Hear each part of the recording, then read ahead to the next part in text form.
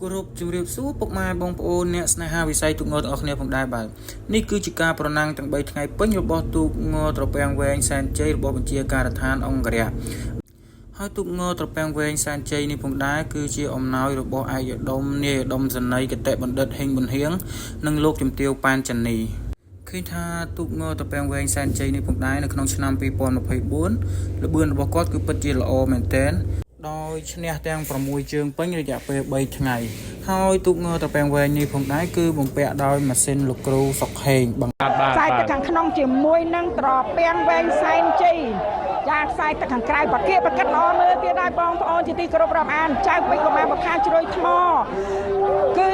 ទទួលបានការឧបត្ថម្ភពីលោកជំទាវលៀនរួយឆេងហ៊ុនណេងចានឹងឯកឧត្តមនេតសវឿនបាទឯកឧត្តមសន្តិបណ្ឌិតនេតសវឿននិងលោកជំទាវអុកញ៉ាអានម៉ាឡាឌីអុកញ៉ាឆនថាវីនិងលោកជំទាវប្រកាសប្រកាសគ្នាមែនតានរីឯត្រពាំងវែងសែនជ័យឧបត្ថម្ភដោយឯកឧត្តមនាយឧត្តមសេនីយ៍គតិសង្ឃៈបណ្ឌិតហ៊ីងប៊ុនហៀងនិងលោកជំទាវប៉ែនចានីអីខ្សែទឹកខាងក្នុងទទួលបានរៀបឈ្នះតិចតួចបាទខាងក្រៅបាទខាងនេះយើងឃើញថាត្រពាំងវែងសែនជ័យដកហើយណាទទួលបានការឧបត្ថម្ភពីអាយដាមគតិសង្ឃៈបណ្ឌិតបាទហ៊ីងប៊ុនហៀងនិងលោកជំទាវប៉ែនចានីតែមកដកចុងបាទឈ្នះ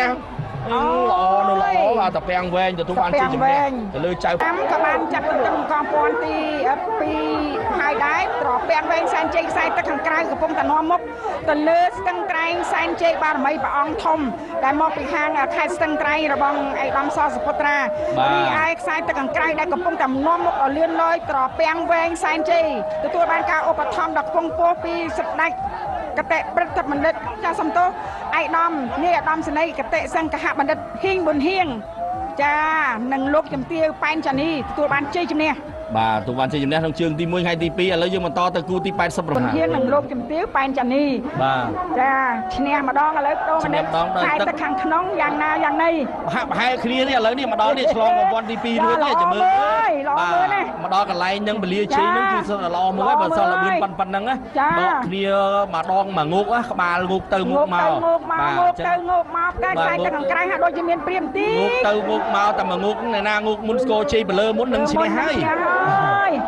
បាទឥឡូវត្រពាំងវែងសែនជ័យយ៉ាងម៉េចខ្សែទឹកខាងក្នុងចំណែកស្ទឹងសែនជ័យបារមីព្រះអង្គធំណាស់មកគ្នាល្អណាស់ណែឥឡូវដកនេះ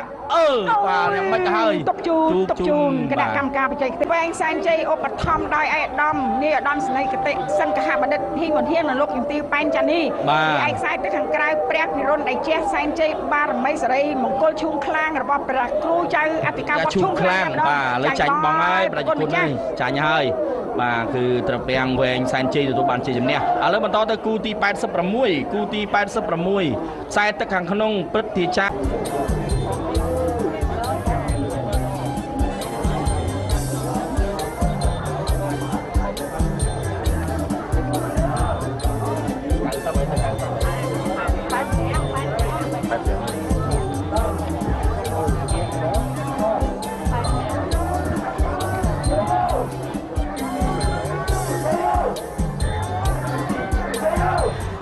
ជាបន្តទៅនេះគឺជាទូកគូទី